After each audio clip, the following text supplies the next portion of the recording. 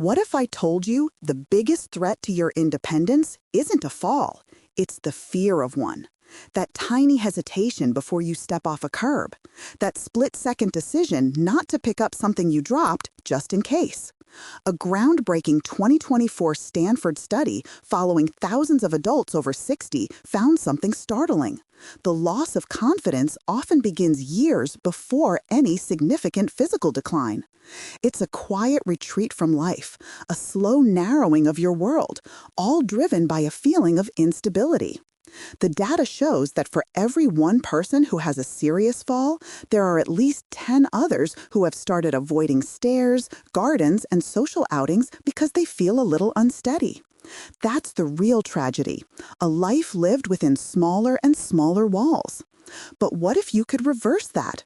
What if you could build legs so responsive, so ready, they felt 10 years younger? There are two paths from this moment. One is a slow, steady retreat. The other is a confident step forward into a future where your body is your ally, not your liability. We're going to walk that second path. We'll count down the 10 safest, most effective moves to build what I call anti-fall legs. We'll start with number 10 and work our way to the single most important exercise you can do for your balance. Now listen closely because this is important. You absolutely must stick around for number 1. It's the move that ties everything else together. It's the one that directly retrains the conversation between your brain and your feet. Without it, the other 9 are just simple exercises. With it, they become a system for reclaiming your confidence. Missing it would be like building a beautiful car but forgetting to install the steering wheel. It's that crucial. So let's begin. First, a few ground rules. This is a pact between you and me for your safety. 1. Always have a balance buddy. This is non-negotiable. Use a kitchen counter, the back of a heavy dining chair, or a wall. It isn't a crutch. Think of it as your co-pilot. It's there to give you the confidence to challenge yourself safely, allowing your body to focus on the movement itself, not on the fear of tipping. Knowing it's there frees you up to do the work properly. 2. Pain is a hard stop. We need to distinguish between the good feeling of a muscle working and the bad feeling of a joint complaining. A warm sensation or tiredness in a muscle, that's progress. A sharp pinching or grinding pain in your knee, hip, or ankle, that's your body's fire alarm. You stop immediately. There are no awards for pushing through that kind of pain. You only risk injury. 3. You are the expert on your own body. If you have significant health concerns, diagnosed vertigo, serious heart conditions, severe arthritis, or a recent joint replacement, please have a quick chat with a trusted clinician or physical therapist first. They can help you adapt these moves perfectly for your unique situation. This is about being smart and taking charge of your health. Okay, pact made. Let's start building. Number 10, the wall push. We begin by teaching the body to be strong as a single connected unit. A fall isn't just a leg problem, it's a whole body problem. The wall push retrains your body to act like a solid pillar, not a stack of loose bricks. Find a clear stretch of wall. Stand a couple of feet away facing it. Take a small step forward with one foot. Now, lean in and place your palms flat against the wall, about shoulder height and shoulder width apart. Think of the push part of a push-up. Your arms should be straight but not locked. Now, look at your back leg. Keep it straight and actively press that heel down toward the floor. Your body should feel like one long, rigid plank of wood from the back of your head all the way down to that heel. Don't let your back sag or your hips droop. You are a straight, strong line. Now, actively push into the wall. You're not trying to move it, you're trying to create tension through your entire frame. You'll feel a fantastic stretch in your calf muscle, which is great for ankle flexibility. But the hidden benefit is what's happening in your core and shoulders. You're teaching them to fire in coordination with your legs. This is critical. When you stumble in real life, your upper body and core are what provide the crucial counterbalance. This move trains that exact reaction. Hold this solid position for 30 deep, steady breaths. Feel the strength running through you. Stop if you feel any sharp pain. Then carefully step back, shake it out, and switch legs. Do this every time you're waiting for something in the kitchen. Waiting for the microwave? That's one leg. Waiting for the coffee to brew? That's the other leg. You've just integrated a full body stability move into your day without scheduling a thing. Number 9, the glute bridge. If your legs are the wheels, your glutes are the engine. They are the most powerful muscles in your body, responsible for pushing you up from a chair, powering you upstairs, and most importantly, catching you when you start to fall backward. The problem? So many of us suffer from what physical therapists call gluteal amnesia. From sitting too much, our glutes forget how to fire properly. This move is the alarm clock that wakes them up. Lie on your back. A carpeted floor or a yoga mat is perfect. Bend your knees and plant your feet flat on the floor, about hip-width apart. You want your feet close enough to your bottom that you can just about graze your heels with your fingertips. Let your arms rest comfortably on the floor alongside your body, palms down. Now, the action begins in your feet. Press firmly through your heels. As you do that, squeeze your butt muscles, your glutes, and lift your hips up toward the ceiling. Keep lifting until your body forms one straight continuous line from your shoulders, through your hips, to your knees. Avoid the common mistake of arching your lower back to try and get your hips higher. The movement comes from your glutes, not your spine. At the top, give your glutes an extra conscious squeeze, as if you're trying to crack a walnut between them. Hold for a single beat. Then, with incredible control, slowly lower your hips back down. Imagine you are placing your spine back on the floor, one single vertebra at a time. The slow, controlled lowering is even more important than the lifting. That's what builds real, usable strength. Before you get into bed, do just 5 slow, perfect glute bridges into bed. It takes less than a minute. It's a perfect way to reset your posture and wake up those crucial muscles after a day of sitting. Number 8, the chair sit to stand. This isn't just an exercise. This is the single most important physical movement you perform every single day. Getting off the toilet, getting out of the car, standing up from the dinner table. If you can do this one movement with power and control, you will preserve your independence for years to come. It is the foundation of a strong, capable lower body. You'll need a sturdy, stable chair that won't slide. A dining chair is ideal. Sit on the front third of the seat, not leaning back. Plant your feet firmly on the floor, about shoulder width apart, with your heels slightly behind your knees. Sit up tall, chest proud, shoulders back. Cross your arms over your chest. This is important. It prevents you from using your hands to cheat by pushing off your legs.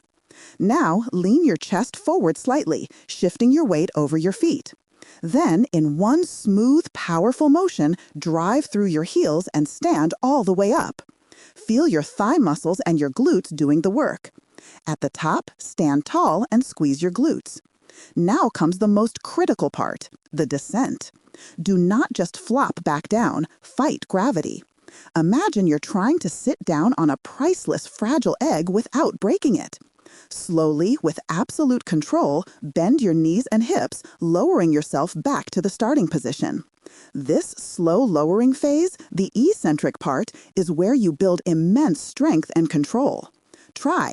Make a new house rule. Every time you get up from a seated position, anywhere, anytime, you do it this way.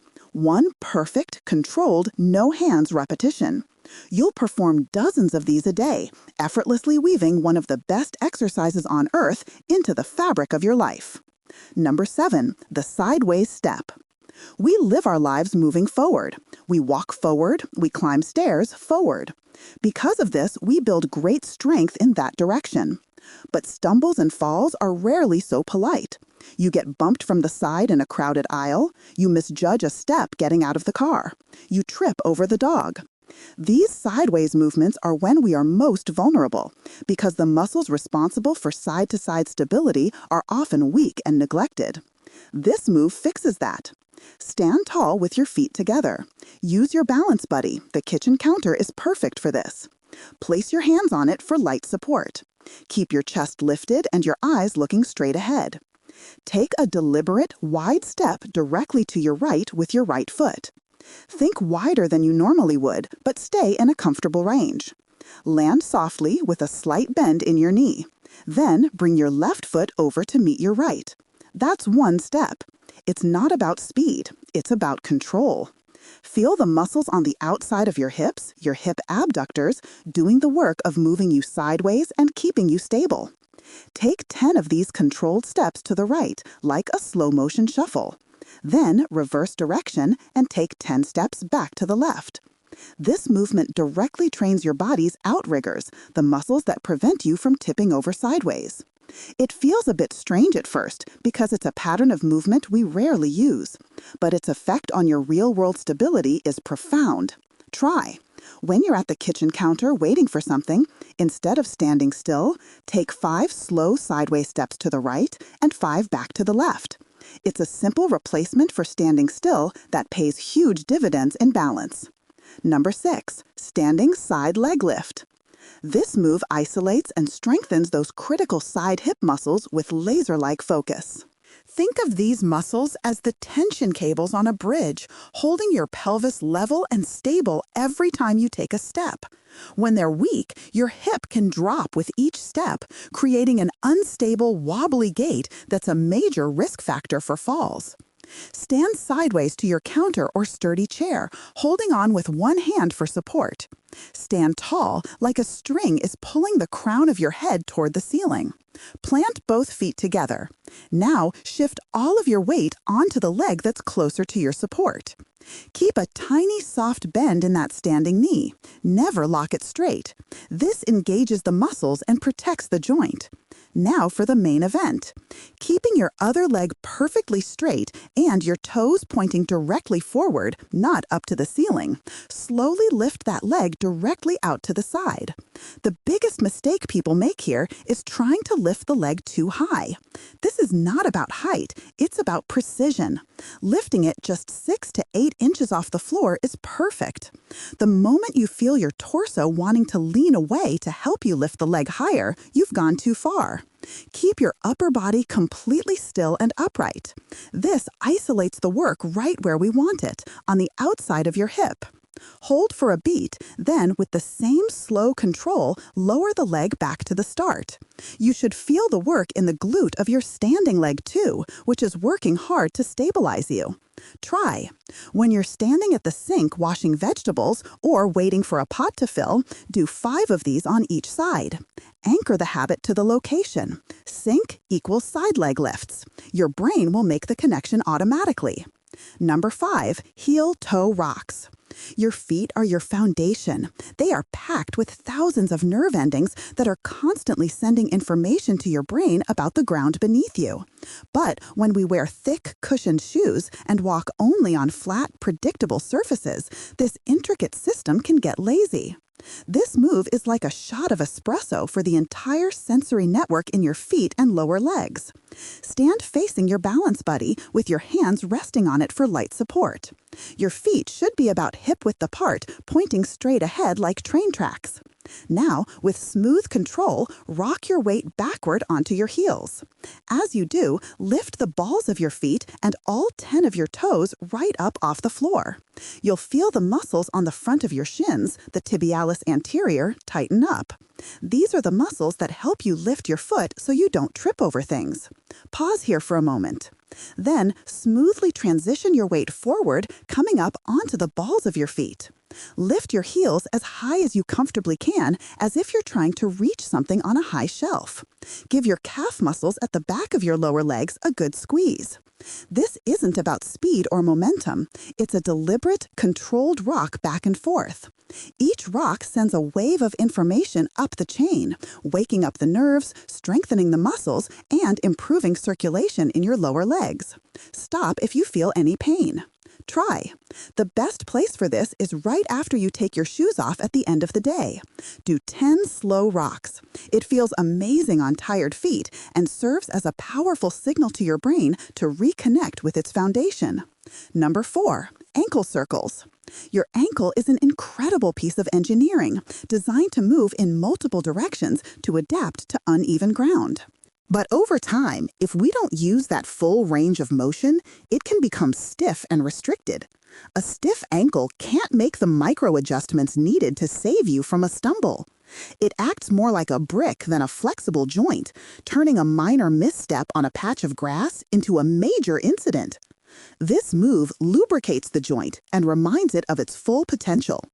Find a comfortable chair where you can sit up tall without slouching.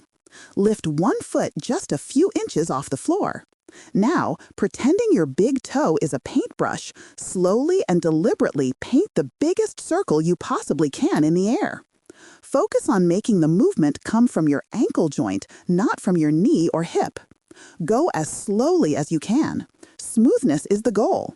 You might hear some little clicks or pops. As long as there's no pain, this is perfectly normal. It's just the joint moving through a range it hasn't seen in a while. Complete 10 of these huge, slow circles in one direction. Then reverse course and paint 10 circles in the other direction. You're not just moving the joint, you're stimulating the production of synovial fluid, which is your body's own natural joint lubricant. Then switch to the other foot and repeat the whole process. Try. Do your ankle circles first thing before you even get out of bed. Sit on the edge of the bed and do 10 circles in each direction on each foot. It's a beautiful, gentle way to wake up your body's foundation and prepare it for the day. Number 3, the tandem stance. Now we start to really challenge the brain-body connection. Most of our stability comes from having a wide base of support, our 2 feet apart. This exercise dramatically narrows that base, forcing your nervous system to adopt a much more sophisticated strategy to keep you upright. It's like graduating from training wheels to a two-wheeler. Stand sideways next to your counter so you can easily reach it for support. Now, place the heel of one foot on the floor so it is directly in front of and touching the toes of your other foot. You're standing as if you're on a balance beam or a tightrope. Instantly, your body will feel less stable. This is good.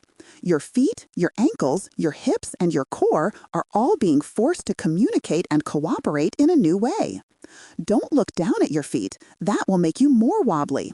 Instead, pick a spot on the wall in front of you at eye level and fix your gaze on it. This gives your brain a stable reference point. Just try to hold this position. You will feel your ankles making constant, tiny adjustments. This is the nervous system learning and recalibrating in real time. It's an incredibly productive process. Aim to hold for 30 seconds. It will feel like a long time at first. When you're done, step your feet apart and then switch so the other foot is in front. Try. When you're brushing your teeth, you have a solid sink to hold on to. It's the perfect time to practice this. Try to hold the tandem stance for the first minute of brushing with one foot forward and the second minute with the other foot forward. Number 2, the single leg stance. This is it, the classic gold standard test of balance.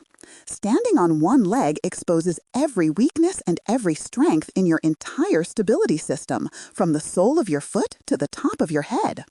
Research from the British Journal of Sports Medicine has shown that the ability to stand on one leg for 10 seconds is a surprisingly powerful predictor of longevity and future health. It's that important. Stand next to your counter, holding on with one or two hands.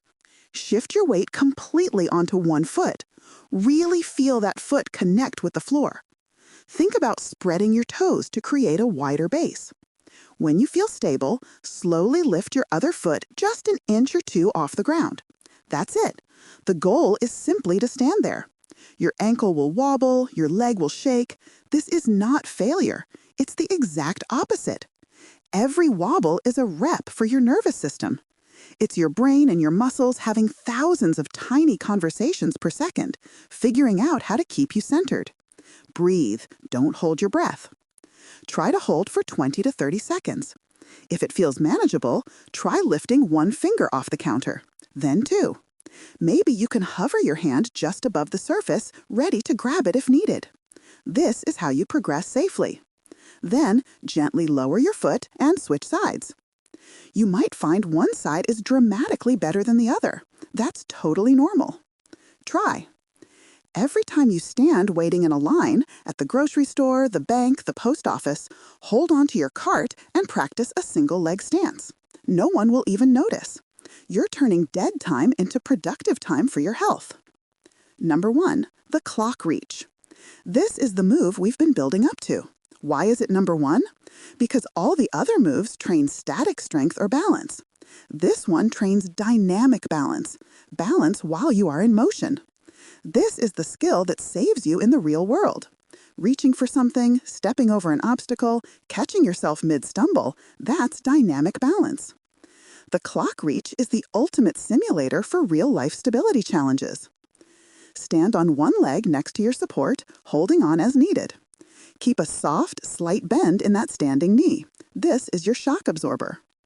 Now, imagine you are standing in the very center of a giant clock face painted on the floor. 12 o'clock is directly in front of you, 6 o'clock is directly behind you, and 3 o'clock is out to your side, or 9 o'clock if you're on your other leg. The move is simple but profoundly challenging. With your raised foot, you are going to slowly reach forward and gently tap your toe at the 12 o'clock position. Then, without putting your foot down, bring it back to the center. Next, slowly reach that same foot directly out to the side and tap the 3 o'clock position. Bring it back to the center. Finally, slowly reach straight behind you to tap the 6 o'clock position. Bring it back to the center. That entire sequence, 12, 3, 6, is one repetition. This move is so powerful because your standing leg has to constantly adapt to your changing center of gravity as your other leg moves. Your ankle, knee, and hip stabilizers are firing like crazy to keep you upright. It's strength, mobility, and brain training all in one. Do 2 or 3 repetitions, then switch legs. Remember, talk to a clinician if you have any heart, balance, or joint issues. Stop if there's pain. The secret here is that you're not just building stronger legs. You're building a smarter body. You're cleaning the static off the line between your brain and your muscles, making the connection instant and crystal clear. This is what gives you that unshakable feeling of confidence on your feet. But there is one simple, sneaky mistake that can undermine all of this hard work. It's a habit nearly everyone has, and it makes you instantly more rigid and less stable. It's holding your breath. The second you concentrate on a physical task, the unconscious tendency is to tense up and hold your breath. This is a disaster for balance.